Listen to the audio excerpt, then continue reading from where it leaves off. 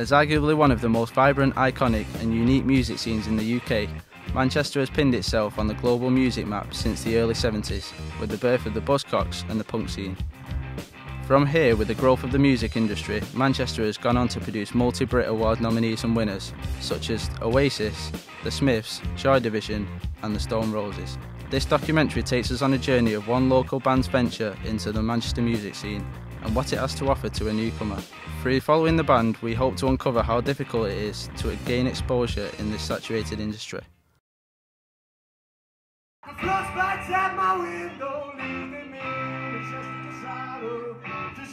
Hello, we're Dirty Brunswick and we're a local Manchester band.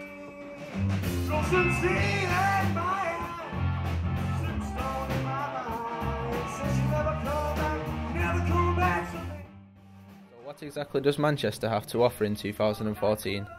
As a part of today's generation, Dirty Brunswick talk us through the best places for music in Manchester. Been together for about 2 years now. We met through college. We all started on a 1-year course at Sheena Simon, just like down the road. Well, the mill we rehearse in is called Brunswick Mill, and the name Dirty Brunswick originated from the state of that mill. It's like really dirty and stinks. Our style's a bit of alternative, a bit of indie, mainly sort of the rock scene, yeah. We've been compared to like quite a few bands. We've been compared to Arctic Monkeys before, but I don't really agree with that. Do you? No. I'd say, to be honest, I don't really know where we come from. It's mostly off the like the top of our own heads. Like Buckley will come in with a new tune, and then we'll add our parts to it, and just whatever comes out, sort of thing, really. I'm Tom and I play guitar and I sing. I've been a musician since I was about 15.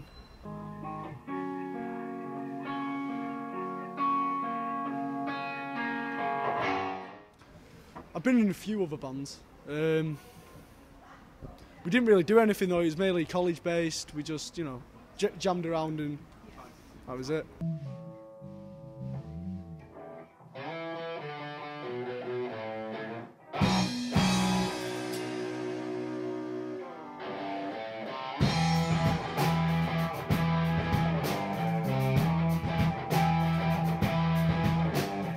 I'm Dave and I play drums.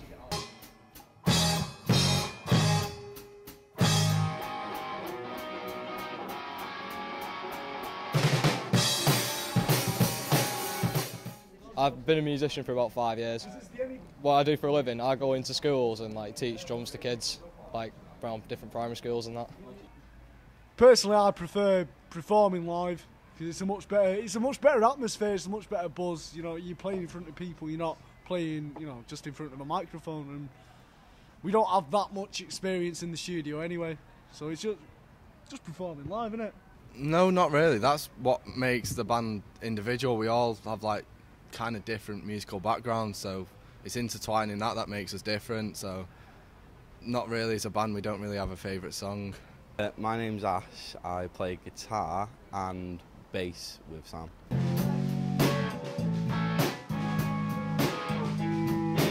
I've been a musician for about 4 years now. I used to play guitar when I was about 7 for a couple of days. At the moment I'm unemployed. Now and again I work with my mum, volunteer work. After a gig, usually just drink and then go out in town, or if it's like a mid-weekday, like a Wednesday or something, we'll just usually go home. Nothing exciting, nothing behind the scenes happening, just go home.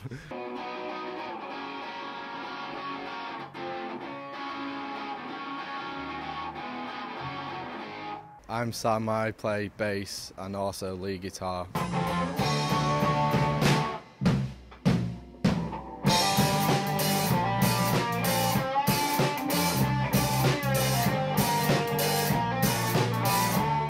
I've been a musician for 5 years now, but when I was about 15 I picked up guitar and just loved it ever since. First gig we played was at Gosling Goose in Ashton, and it was not the best gig, but what was it? It was a jam night, wasn't it? Jam night, we just used to like wait there and they go, right, yous get up, and then we played a pretty terrible set. The biggest bands and like the best really that I've seen in Manchester was probably the Stone Roses and the Wailers at Heaton Park.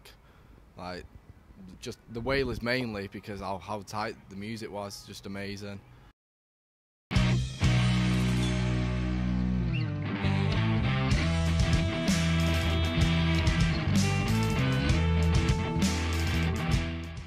Manchester has become a hub of new music. The range of venues offers lots of opportunities for striving musicians. The competition makes it hard for bands to stick out of the crowd and to become more than just a local band playing little venues on a Friday night. Academy 3, it's got a really good sound to it overall.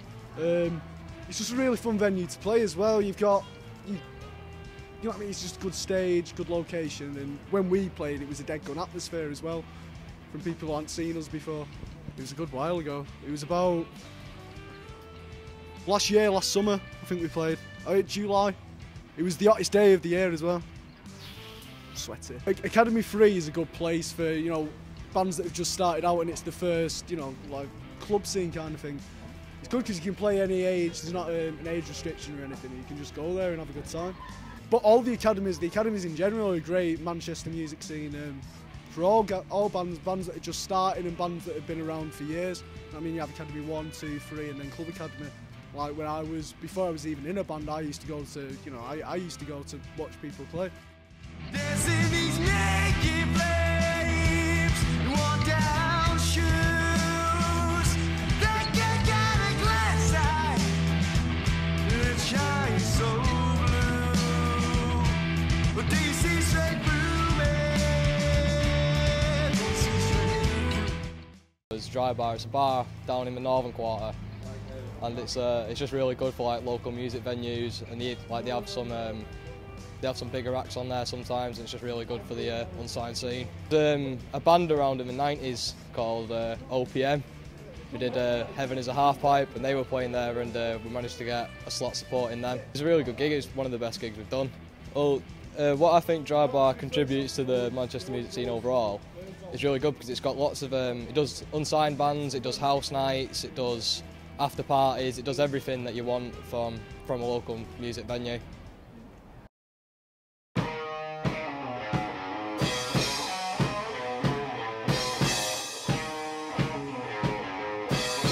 Particular Records is in the Northern Quarter on Oldham Street, and it's been here for quite a while. It's quite a landmark these days, and there's a lot of good venues for people, good small venues for people to play in.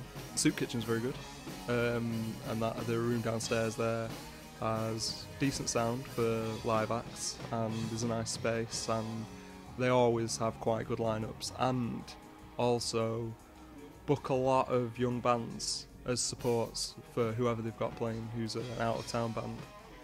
And then Crack Gallery is very good as well, and has its own scruffy charm. Well, Night and Day's like a venue for unsigned bands, and it gets quite a lot of unsigned bands playing there. And the main reason I picked Night and Day is because recently someone wanted it to be shut down because it was too loud, too late. And then a petition was made for it, and thousands of people signed it in days, so really showing how much it means to the public.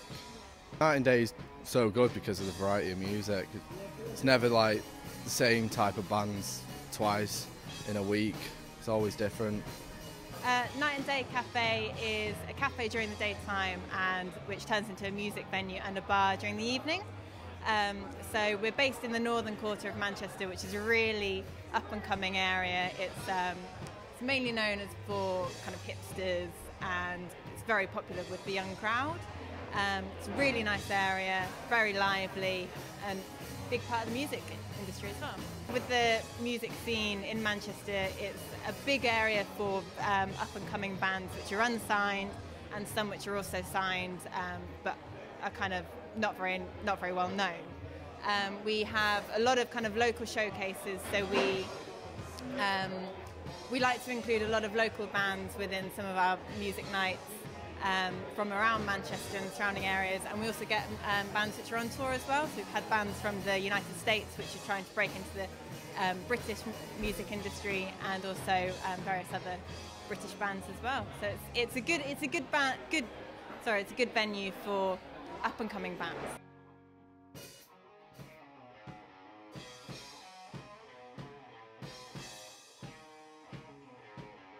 Roadhouse is a venue quite close to Piccadilly Gardens. It's mainly unsigned bands that go there, so it's quite nice for that. We played it once last year, I think it was about May.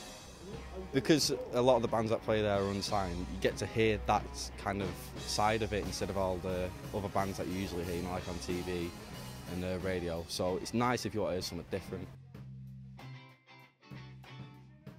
Without a doubt, the worst venue is Retro Bar. You can't hear a thing. It's like being in a room of reverb, isn't it? It's like being in an eggshell. That's how I would describe it. It's like being in an eggshell, an unpleasant eggshell. Like that. Without a doubt.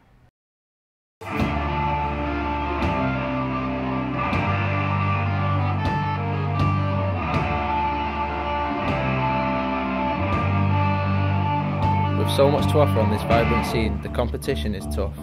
So how difficult is it to break into and become a success?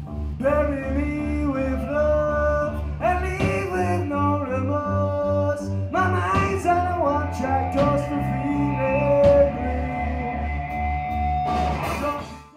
So a band that's up and coming, if they get their first record pressed or something, then they can bring it in and they get exposure, and we sell that in the shop. And so it's quite a good way for people to kind of get a step on the ladder or whatever in the scene. But also, I suppose that a lot of the people who come in here regularly are involved in the music scene.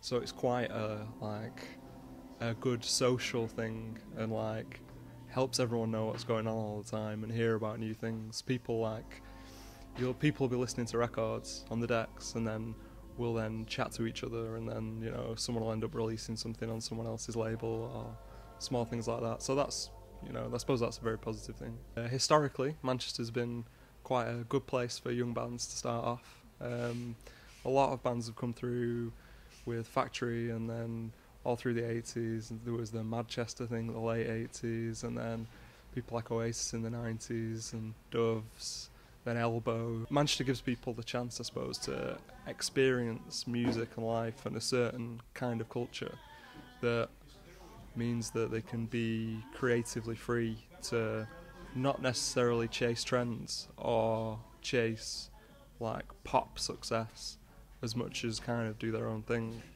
more organically than you could in somewhere like London. I think Manchester is the best place to start a band. Like, all the best music, I think, does come from Manchester. If you look at the bands that have come out of it, Oasis, Stone Roses, The Smiths, do you know what I mean? Some of the biggest bands about. And for the unsigned scene, it's... Simply Red, you forgot Simply Red then. Oh yeah, take that as well, you know what I mean? All the greats. But, it's just, it's a really good place for unsigned bands because everyone's doing it. There's a big sort of unsigned community. Gigs aren't that hard to come by, actually. I suppose we have a break now and again, just to I don't know, get the set tighter. But it's usually just Facebook you get gigs off, just message people.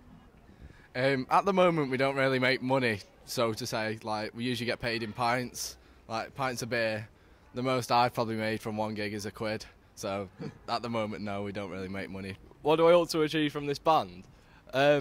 Just to keep it going for as long as possible, really. Where we get doesn't really matter. If we make enough to live off it one day, then that'll be, you know what I mean? That'll be dream come true sort of thing. But even if we just keep on doing it, I'm not that bothered because I really enjoy doing it. In a band with these boys, it's good.